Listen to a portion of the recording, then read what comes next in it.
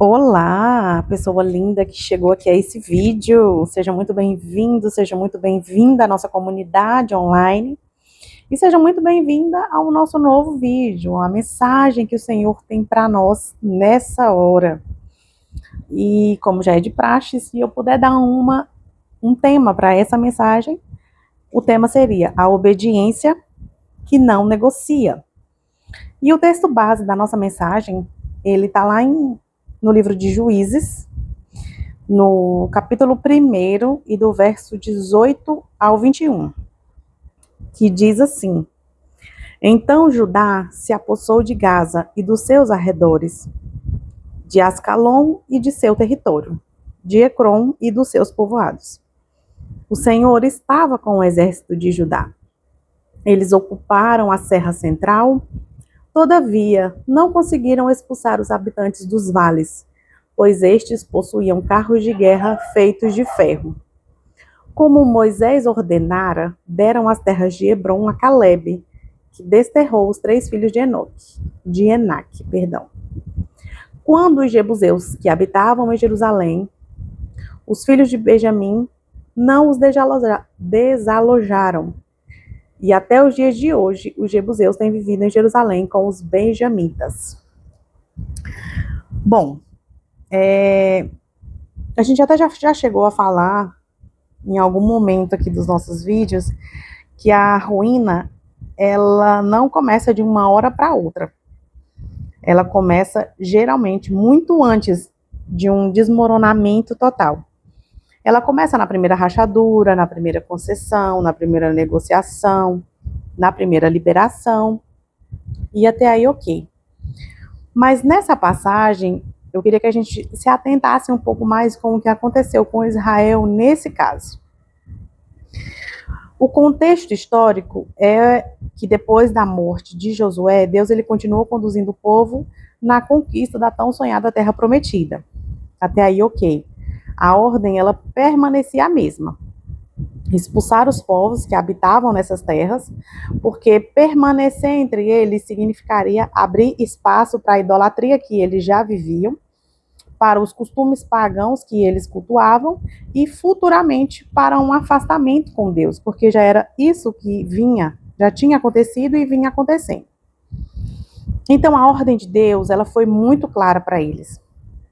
Não havia nenhuma margem para negociação. E foi exatamente isso que Israel fez. Logo depois, a Bíblia ela afirma que Benjamim também não expulsou os jebuseus, lá no verso 21. Ao longo desse capítulo, você vai ver que essa mesma frase ela se repete diversas vezes. Eles não expulsaram, tem outra tradução que diz que eles não conseguiram. E é curioso perceber essa expressão. Essa expressão, não conseguiram, me chamou a atenção. E eu fui pesquisar a respeito. E alguns estudiosos, eles entendem que essa expressão não conseguiram pode ser relacionada à incapacidade pelo fato de terem medo mesmo diante desses carros de ferro. Por outro lado, outros estudiosos entendem que não foi falta de disposição, que não foi só por isso, é que realmente eles não quiseram enfrentar uma batalha mais difícil. E tem estudiosos que diz que eram um pouco das duas coisas. Eles tanto tinham medo, como também não tinham a menor vontade de enfrentar batalhas mais difíceis. De todo modo, no fim, o resultado era sempre o mesmo. E foi novamente o mesmo. Eles desobedeceram. E a questão aqui nunca foi a força dos inimigos, o tipo do carro, ou o objetivo da palavra, se não conseguiram, não tiveram forças, ou simplesmente não quiseram. A questão aqui que eu quero chamar a sua atenção é que a resposta do coração deles é que foi determinante para Deus. Porque Deus não havia dito para eles, expulsem os povos, se parecer possível. Deus não disse também, obedeçam apenas quando não tiver dificuldade. A ordem era simplesmente obedecer e expulsar. E quantas vezes nós não fazemos exatamente a mesma coisa? Nós sabemos o que Deus nos pediu, mas a gente adia, a gente negocia, a gente deixa para depois. E muitas vezes não é nem porque a gente não ouve a voz de Deus, é porque essa obediência ela vai custar alguma coisa. E muitas vezes essa obediência custa o nosso orgulho, muitas vezes ela custa um relacionamento com quem a gente é apegado. Em alguns momentos também custa uma mudança de hábitos. E muitas outras vezes custa até mesmo o enfrentamento de um medo que é antigo, que é tão habitual para nós. E é impressionante como sempre que a gente começa a negociar, isso se dá por meio de justificativas. Então a gente começa a justificar que agora não é o momento, que mais para frente eu faço, que isso não é tão grave assim, que pode ir ficando, pode ir se mantendo. E sem perceber, a gente dá um novo nome para a desobediência. E o discernimento que Deus tem nos trazido nesse momento é que muitas vezes a gente chama desobediência de outros nomes para justificar a nossa desobediência. A gente chama de prudência, a gente chama de planejamento, a gente chama de espera, a gente chama de tantas coisas, tantas palavras, a gente se coloca tanto no modo espera, mas para Deus isso continua só tendo um nome, um único nome: desobediência.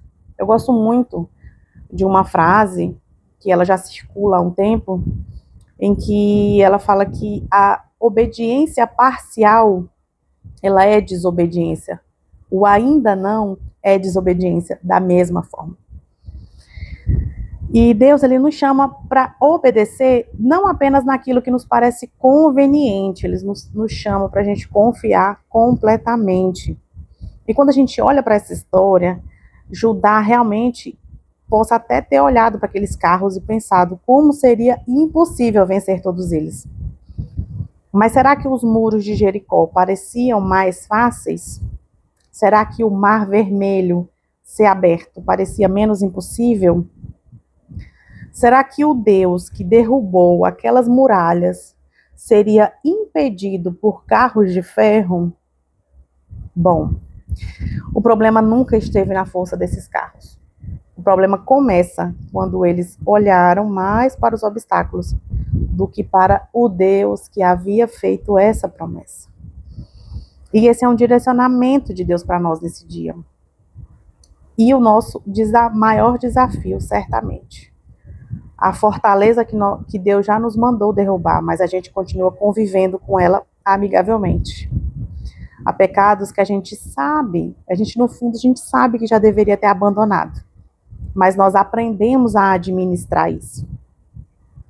Há tantos hábitos que alimentam a nossa antiga e velha natureza, mas a gente prefere manter tudo isso aqui muito estável, porque parece às vezes tão pequeno, e muitas vezes até conversas que Deus já mandou a gente encerrar, escolhas que nós já sabemos qual vai ser aquele desfecho, mas a gente não sai, a gente continua negociando. E o maior ensinamento que eu considero que a gente pode extrair desse texto é que o problema da negociação é que ela nunca termina onde ela começa. E eu acho isso muito interessante de ser observado. Israel foi deixando o povo permanecer, o texto diz isso. E o texto também nos diz que algum tempo depois, Israel começou a conviver com eles. Um pouquinho mais de tempo depois, ele começou já a imitar as práticas desses povos. E no fim, acabou adorando aos deuses pagãos desse mesmo povo. E perceba que esse detalhe, a grande queda, ela começou com uma pequeníssima concessão de deixar esse povo lá. E foi por isso que Deus ficou tão irado com Israel. E não foi porque eles perderam uma batalha, não foi nem pelo fato deles terem deixado o povo, mas é principalmente a ira de Deus, ela é voltada pela rejeição da sua palavra. A desobediência, ela nunca é apenas a quebra de uma regra. Ela é uma recusa de confiar no caráter de Deus. E eu quero enfatizar isso aqui novamente. A desobediência, ela não é a quebra de uma regra tão somente. Ela é a recusa em confiar no caráter de Deus. É assim que Deus enxerga a desobediência. Toda vez que nós escolhemos o nosso próprio caminho, nós estamos dizendo, ainda que inconscientemente ou em silêncio, eu acredito mais no meu julgamento, no que na tua direção, Deus. E hoje eu quero chamar a sua atenção para isso. Talvez enquanto eu estou falando aqui com você a respeito disso, Deus está trazendo aí à sua memória algo muito específico. Uma conversa que você precisa ter, que Ele já te direcionou para isso. Um pecado que você já sentiu que deveria abandonar e precisa abandonar. Um perdão que você ainda não liberou e Deus tem falado com você a respeito disso.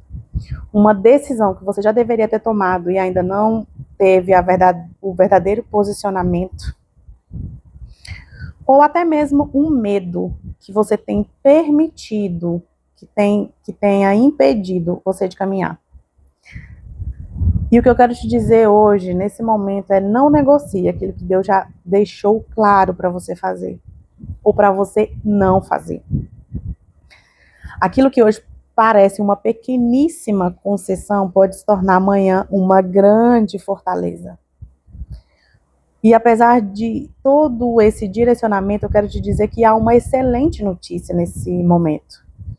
O Senhor, Ele continua te chamando, continua chamando o seu povo de volta a essa obediência. Deus, Ele nunca procurou pessoas perfeitas, Ele sempre procurou corações dispostos a ser guiados por Ele.